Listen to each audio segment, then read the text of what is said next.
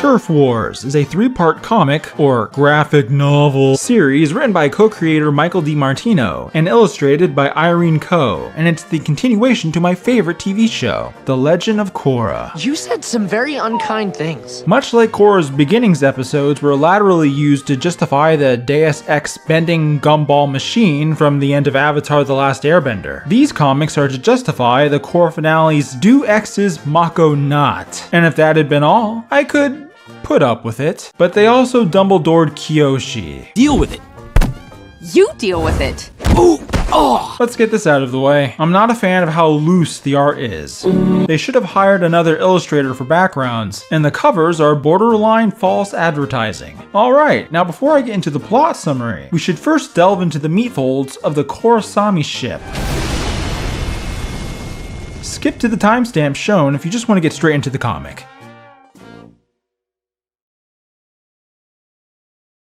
Let's do this. Korrasami is the creator-approved name of the romantic pairing of Korra and Asami. Initially fan-shipper stock, but later made real by Bright in the show's finale. Said ending came as a bit of a shock to the people stupid enough to still be watching after book 2. Don't take my word for it. Take it from the Turf Wars Wikipedia page. So don't worry, you homophobes. It wasn't just y'all, and it wasn't just because straights were viewing the show with a hetero lens. Plenty of the Korrasami shippers didn't see it coming either. Korrasami was not endgame from the start of the series. Brian's Tumblr confirms this. He even admits there was no earnest intention of it until book 3. However, this is a bald-faced lie, as very clear evidence for Korrasami can be found in book 1. In the very first episode, in fact. But Brian's right in the sense that the ball didn't really get rolling until book 3. Moreover, there's barely a friendship between these girls for the first 2 books. In book 1, Asami was little more than a cardboard wedge in the Korrasami love triangle. In book 2, it takes until episode 4 before Korra and Asami even have any spoken interaction, and it's only Asami chiming in with 2 words. Me too. She's busy salvaging her father's company, even though it was largely responsible for a hostile citywide takeover. So it's totally fine to let it continue operations to manufacture mecha tanks. You need to sell some mecha tanks. I know some people who need them. We'll ship them south. That's perfect. And for the rest of the book?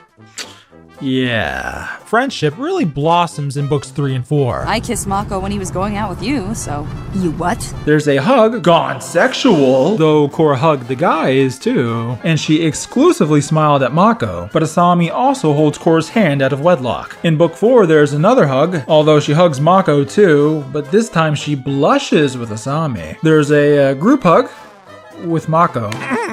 Oh, and Asami got Korra some tea during the throwaway clip episode, I guess.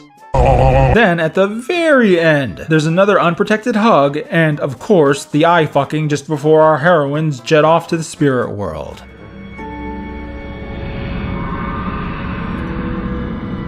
And yeah, that's really not a lot, especially compared to the instances supporting Avatar's Katang ending, such as, but not limited to, a Katang prophecy, 3 kisses smack on the mouth, 1 more in a dream, lots of cheek pecking, hugs galore, and several blushes before the de facto deal sealer. Romance was a tiny fraction of Avatar's story, yet even so, Katang was afforded so much more than Korrasami ever was. And I'm loving I like your hair. Thanks. I have hair? No one needs to write up essays on Reddit to prove Katang was real all along, and the creators certainly didn't need to take to their Tumblrs to confirm it. The Korrasami shipper's best counter to this is that Katang was blunt and pretty anime, while Korrasami, by contrast, was more subtle, more natural, and more realistic, which is really not convincing after 2 books with some of the bluntest relationship garbage committed to television. Wait a minute. Are you two? You're dating again? What? Dating? No. That's crazy. Korra just left a week ago! What's more likely? Bright discovering subtlety just in time to craft one of the first mainstream lesbian relationships for kids? Or Bright not setting up a romance very well, again? You betrayed me! And my family! So what? Are you breaking up with me? Yeah. I guess I am.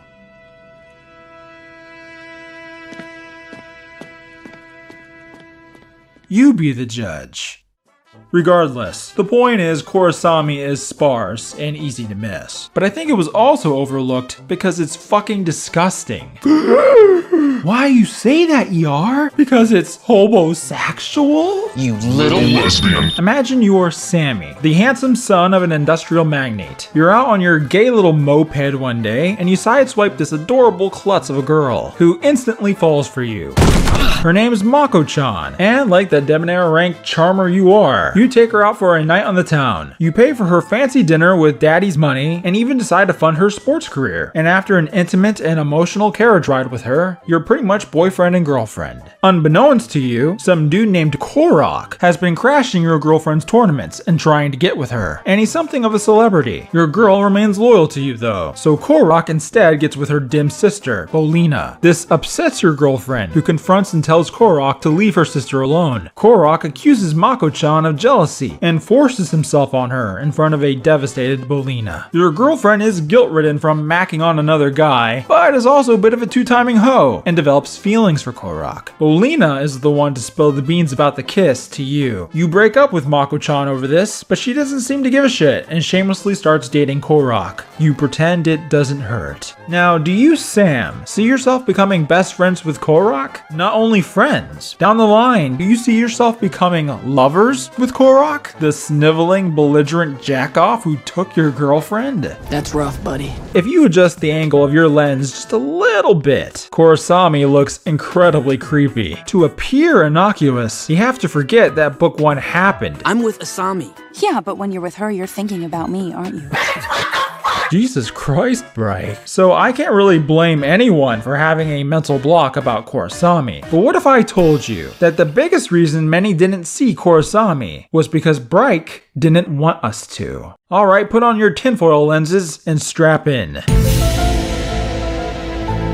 It's a little naive to think Bright and Nickelodeon were ignorant of the reaction Korrasami would have. So to that end, one could imagine that said reaction was not only expected, but as well their intent, that they wanted to use the Legend of Korra for a publicity stunt. While it does look like Korrasami was planned by the start of Season 2 at the earliest, just as Bright say, it also looks like there was a deliberate ambiguity to it, an attempt to hide Korrasami until the ending reveal, where it could generate the most controversy as suddenly and as safely as possible. Brian kind of hand-waves this in his Tumblr post by saying these mere illusions were because they operated under an unwritten rule that they couldn't have their main characters be gay. Which is a nicer way of saying, yes, we were deliberately being ambiguous, but not to trick you, the people. We were afraid of the network until we got to the finale, and then we approached the network and they were cool with it. You might be thinking, but ER, why would they want to drum up controversy for a show so beloved and popular as The Legend of Korra? Doesn't that seem like an unnecessary risk? I'm glad I asked that.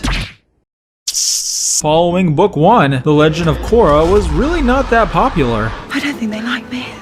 Can't imagine why. So, a little trivia for you. The Legend of Korra is only 2 seasons, each containing 2 books. Contrary to absurdly popular belief, both seasons, and therefore all books, were ordered before the first episode of book 1 aired. Before we even aired book 1, we had already been picked up all the way through book 4. So by that point, we were able to kind of plan it out. And even before book 1 went into production, Bright were well aware Nick was interested in potentially more. Well, they said we greenlit a miniseries, but it could be a couple miniseries. Sure. Like these cycles of 12. Yeah. With 3 more books greenlit, production overlapped so much that, at one point, the Korra crew were working on 30 episodes simultaneously. The thing is, there's so much overlap. I mean, at one point, we were working on 30 episodes at one time. This is quite unlike Avatar: The Last Airbender, which, as far as is indicated by the timeline given in the art book, was produced on a season-by-season basis, or something close to it. Really bends the mind. Korra's first season's ratings, that is, by book 2, sunk to all-time lows for Avatar, for a multitude of reasons, and they never clawed back up. Nick couldn't even get kids to watch it with their tried-and-true method of baiting them in with SpongeBob. Kids were actually switching that shit off. So I don't think think it's unfair to say that if The Legend of Korra hadn't been bought and paid for up front, Nickelodeon probably would have canceled it. When you look at it that way, why not stoke a little controversy? Especially for a noble cause the media will just gobble up. And if Nickelodeon was for it, as Brian says, full speed ahead. Well, not full speed. It wasn't yet the year of the present, so there were probably some limits on what Team Korra could do. But all the better for the controversy anyway. And boy was there one. I'm not saying 100% that Bright and Nickelodeon used queer baiting to save their poorly viewed show from irrelevance, but 75%. Maybe if Korrasami wasn't so gross. You know, Korra goes out with all 3 of her best friends. She can't seem to keep it in her goddamn pants. Maybe if there was more to go on than a blush. Maybe if Korra had written Asami back more than once. Throw an ulterior motive with some strong potential on top of all of that. And yeah, I don't really buy that Bright were just trying to fly Korrasami under the network's radar until they suddenly got the okay. It's possible, but I don't find it particularly persuasive as the whole truth. I suspect Bright took a leaf out of the master's book and tried to concoct a finale twist to shock and awe. But they also kind of half-assed it and thought a handful of merely suggestive moments seated among 26 episodes would be enough to make it work. You should have tried harder. Alright, that's enough conspiracy talk out of me. I know all this might seem like a little much, and yeah, alright it is, but I'm only trying to hammer home that Korrasami was a little weird, which led to its very mixed response. This is important to Turf Wars because it reads a lot like a response to that response. It's almost like someone felt a little called out over Korrasami, and it gets pretty funny. We open with the lovey-dovey Korrasami couple physically entering the spirit world from the brand spanking new Republic City portal. They see the sights, ride some spirits, jump on some mushrooms, and climb on a rock spirit that almost fucking murders them. It would appear Korra isn't so appreciated in this realm for her open portals policy. When they lose all their supplies in the attack, they decide it's time to head back to the city. But not before finally sharing their first kiss. What follows is about 2 pages of the girls explaining that they totally liked each other for a long time. Really? Then Korra switches things up and takes Asami through the portal to the South Pole to see her parents. If this all sounds a little rushed to you, that's because it is. These girls have been dating for a few days at most. Their lips are still wet from first base. Over dinner, Korra comes out of the closet to Tonraq and Senna, who couldn't be happier. Tonraq advises Korra to be careful about dropping this bombshell on everyone, to which Korra responds, I've dealt with a lot of narrow-minded people. I just didn't realize you were one of them. You really are a horrible father. Then she storms off. Bitch, are you for real? Your dad instantly accepted you ending his ancestral line, but just because he says that others might not be as accepting, he's narrow-minded? I have to hand it to Mike here. Really keeping Korra consistent as a bipolar nut bar. Maybe the problem is me. While leaving in a huff, Korra goes from hot to cold in another instant. She apologizes to Asami for her insensitive parents. Insensitive parents. Korra and Asami go back to the portal and come out at the Republic City portal? Or maybe the trip from here to the Republic City portal is implied? I got nothing. Upon their return, they discover an enterprising businessman named Wanyong Kum is already trying to turn the portal into an amusement park. Yet another spirit is unhappy about Korra leaving the portals open to enable this, which Korra half-heartedly deflects by saying it'll be good for the people of Republic City. Yeah, there's just no way that kind of accessibility could ever have unintended consequences. Korra's not happy about the spirit world being turned into a resort either, which is sort of ironic since that's what she was using the spirit world for just a moment ago. A honeymooner's getaway retreat. Hypocrite 1. A person who engages in the same behavior. Later, in the evening, I think, gangs are fighting it out in the streets somewhere. The triple threat triad against the creeping crystals, with the alliterative assholes somewhere off panel. The triple T's are headed up by a new leader, Tokuga, who uses chi blocking and Jet's hook swords to single-handedly beat off the C2s without bending. It would appear the bending mafia is now a little more equal opportunity and inclusive. A new era of equality has begun. The cops show Lin Beifong, Mako, and the newly recruited Bolin to arrest the stragglers, and they learn who Tokuga is and how he's been busy usurping power in the underworld. The next day, I guess, Korra and Asami show up to this temporary evacuee camp for displaced people. Why are they displaced, you ask? Part of it is probably the damage by Kuvira's spirit cannon, but it's mostly because Korra plopped the spirit world on top of their homes, because of Kuvira's spirit cannon. And it looks like no one begrudges Korra taking time off while they stayed behind to mop up the mess. Not even her long-suffering mentor Tenzin. And to be fair to Korra, at least the displaced people are a pretty diverse mix. Wait, aren't there only 4 distinct peoples in the Avatar world corresponding to the 4 nations? So where's she from? Or him? Is that a head covering from Wan's era? Or does the Avatar world have peacebenders now? Here to answer your provocative questions, Irene Ko. Yeah, I've added black folk to the Republic City populace, because why the fuck wouldn't there be? Haha, I try to diversify the crowds where I can, especially with South Asians who are underrepresented in all media, Indian folk, Malaysian and Indonesian hijabis, Filipinos, Bangladeshis. If there's anything y'all want to see, just tell me. I mean, it's not like there isn't any room for Asian diversity in the Avatar world. Guru Pathik resembles an Indian man. Chakras,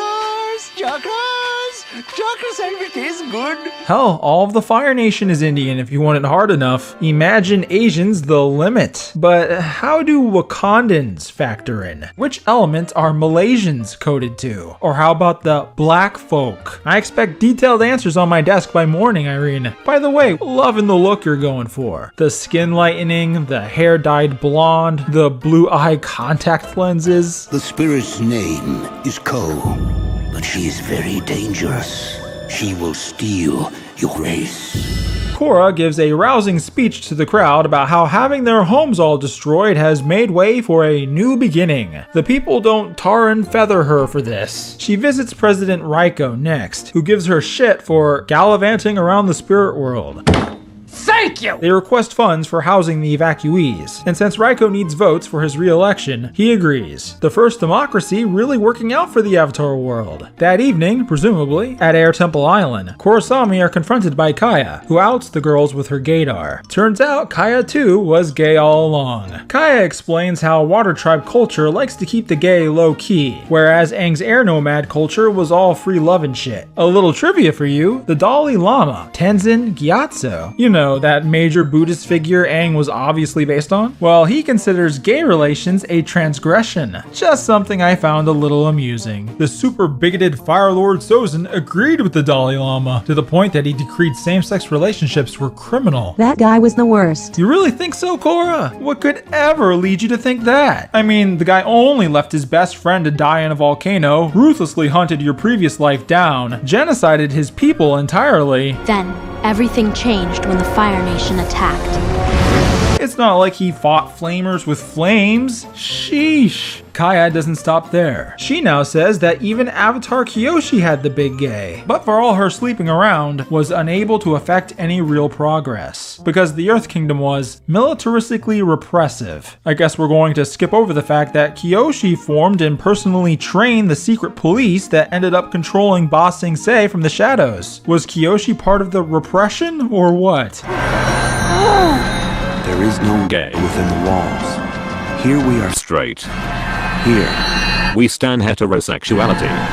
So is sexuality fluid for the Avatar? It wasn't for Aang. He was straight as an arrow. Well, because the other Avatars were happily married, only Kyoshi or Yang Chen's hams could be fisted into being bisexual, and Kyoshi lost the coin toss. Haha. Mako and Bolin reunite with the girls at last. Bolin asks them how the spirit vacation was, and they have to make it weird. Their meeting's cut short though, as they're alerted by Jinora that the triple threats are attacking the people around the portal, but the spirits decide to take matters into their own tendrils. One of them mutates Tokuga, who flees, and that's that, I guess. Korra and Asami have a victory smooch in front of everybody, so much for sparing Mako here, and confirm they're an item for the 30th time. Bolin, Opal, and Jinora are all about it. Mako is a little taken aback, understandably. This is the face of a firebender packing so little heat, he froze both his ex's wombs completely. Korra figures Wanyang is the one who sent the triple threats in to scare everybody off. She's right, and Tokuga's really not pleased with them after being turned into a lizard person. I don't know what he's screaming about. He's better looking now. Tokuga informs Wanyang that he's taking Cume Enterprises. Evidently, all that was stopping him from doing that before was a sick-ass tentacle arm. And that's the end of Turf Wars Part 1.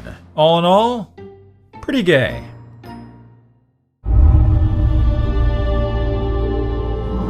Korra and the Airbenders fly into the portal to smooth things over with the spirits. On the way, Tenzin congratulates Korra for hooking up with Asami. Congratulations! Congratulations! Congratulations! At least they're happy for her. The spirits sure don't put up with her, forcing everyone to beat a hasty retreat. Outside, General Iroh has been ordered by Raiko to surround the portal with tanks. They even build a wall. Korra's all, bridges, not borders. But orders are orders. Mako and Bolin submit their report of the event to Lin, even including the Korrasami kiss, in case you didn't get it yet. Meanwhile, probably, Korra confronts Raiko and demands he make the United Forces stand down, or else there might be another spirit crisis. Raiko points out, rightly, that none of this would have been remotely necessary if she hadn't popped open a portal in the middle of the city.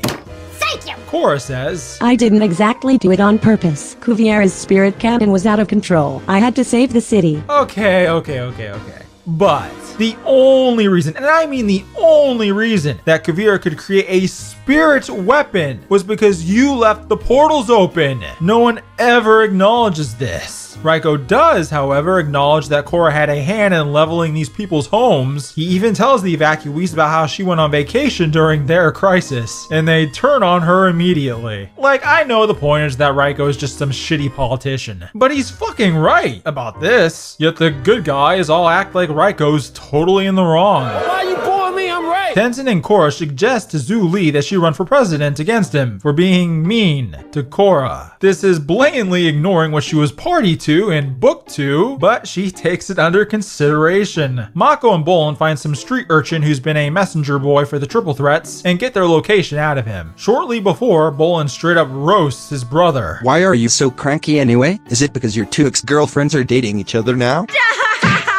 He's already dead! That night, Asami is visited by the leader of the Creeping Crystals, Jargala Omo. I think she's one of those purported South Asians, so this confirms Indians are coded to earthbending. There you have it, designated street benders. Anyway, Jargala makes Asami an offer she can't refuse. She refuses it. Tokuga reveals himself to his men as a horrible lizard mutant, then his plot to take over the city with Wanyang's money and Kuvira's leftover machinery. As this is happening, Lin, Mako, and Bolin sneak into the hideout. Turns out it's the wrong hideout. Tokuga predicted their arrival, and boom goes the dynamite. Alright, Lin used geo-radar to confirm there were people on the lower level, and her ability to do that has to be why Tokuga planted fake people rigged to explode. But is Lin's geo-radar really that poor? Toph, the human lie detector, was out here reading people's heart palpitations, but Lin can't tell real live people apart from dummies?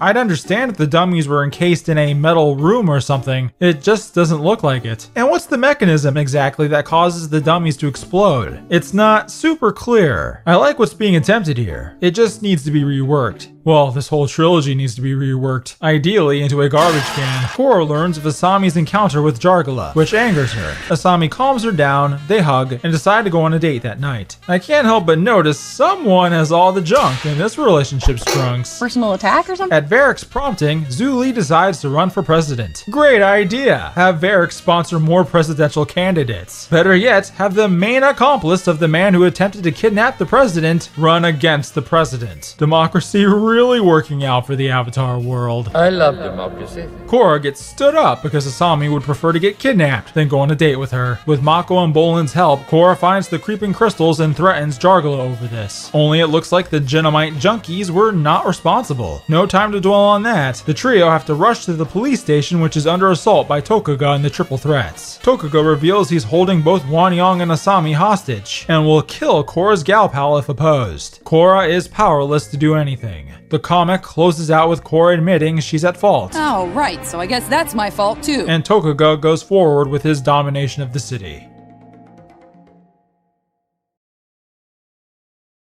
Part 3 begins with the city completely unaffected by Tokuga's attempted domination of the city. Tenzin and the rest of the Air Nation are protesting the United Forces' occupation of the portal by hanging around the wall. Is General Iroh and the United Forces unaware of the lizard gangster currently terrorizing the police with a small army? How? The Avatar world has phones and radios now. What's the holdup? Ring, ring, ring, ring, ring, ring, ring. Tokuga is proactive and demands Asami build him a gas dispenser add-on for his new airship. If she doesn't do this so he can douse Republic City with poison gas, he'll kill Wanyang. Remember the guy nobody likes? So Asami just agrees to help gas the 6 million residents of Republic City.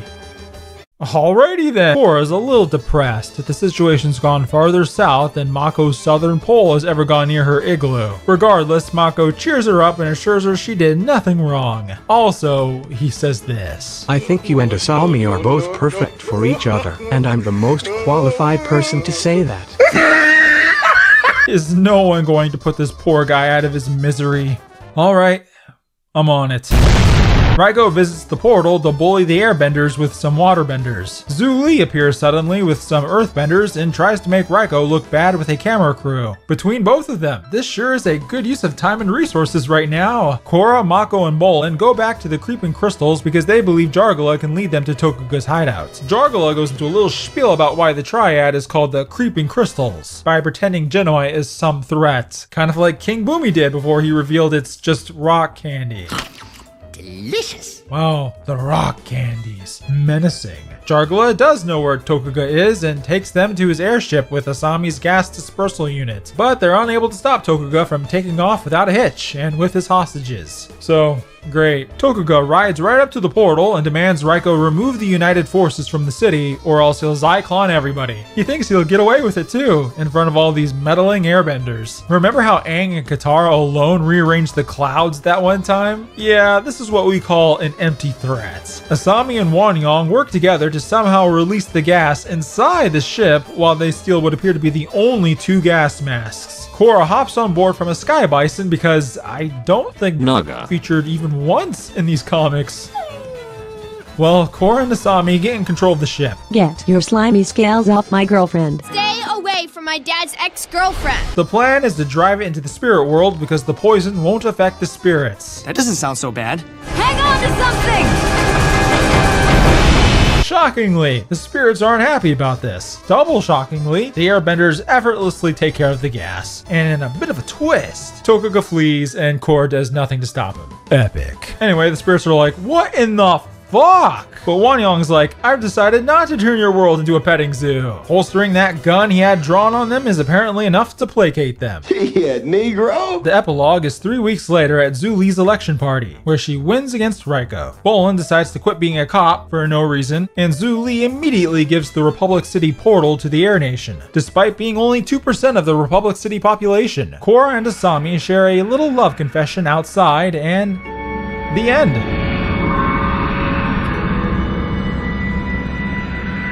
That's it?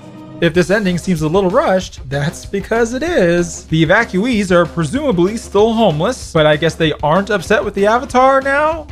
Again, no idea how the triple threats were taken care of, or even how the turf wars ended up. Are the rock candies in charge of the underworld now? And what happened to Tokuga? The world may never know. But what we do know is that Korrasami is solidified. You can't say Bryke baited you now, queers. The story might have gone almost nowhere, but the Korrasami ship progresses ever forward. All's well that ends well.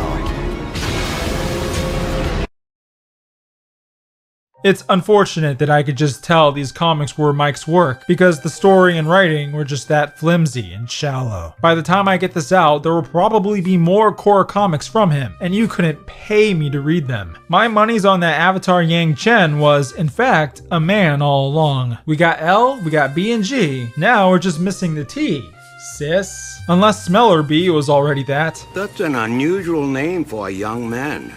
Maybe it's because I'm not a man. It is man! To you old Avatar vets from the shipping wars, remember how Bryke used to troll the fuck out of the Zutarians? Yes! The fangirls took it so seriously too, only for Bright to drop this on them right at the end. You who think that Zuko and Katara should be together will forever have doomed relationships. I never should have doubted the will of Mike and Brian. Now, Bright take this Korrasami ship so seriously that they've redone Avatar Kyoshi to make it not look so bad. What in the hell happened? I'm sure they thought they were doing a good thing, but for me, Bright's fish-nosing looks a little more like guilt from using a demographic to gather up accolades for their underviewed show, or realizing too late that's what it looked like. From retconning the Avatar spirit to divulging Kyoshi's sex life, I've pretty much abandoned all hope they will treat Avatar honorably in their Netflix adaptation. It says, abandon hope. I mean, let's put this into a bit of perspective here. When the Bright duo pitched Avatar to Nickelodeon, they did so as first-time potential showrunners, and they did something very unique in an industry where endlessness is practically the goal. Mike and Brian set about making an animated epic as if it were a trilogy, and solidly pursued it from the start with just the initial 13-episode pickup. Then they pulled off the whole thing with flying colors. As much as I bag on these guys, they were trailblazers, and now they're on a reboot for live action. It's time for you to stop doing this! I just want to know why. Is Viacom the one forcing it? Is it because you want Avatar to appeal more to adults or something? Well, I personally haven't really enjoyed when you guys try to appeal to a more mature audience. Flameo, Hotman! Flameo? What the flameo happened here? Sir. Go ahead and prove me wrong with this Netflix adaptation, guys, if you can. Until then, I'll just be over here grinding my axe. Roku and Sozin had an intense sexual relationship.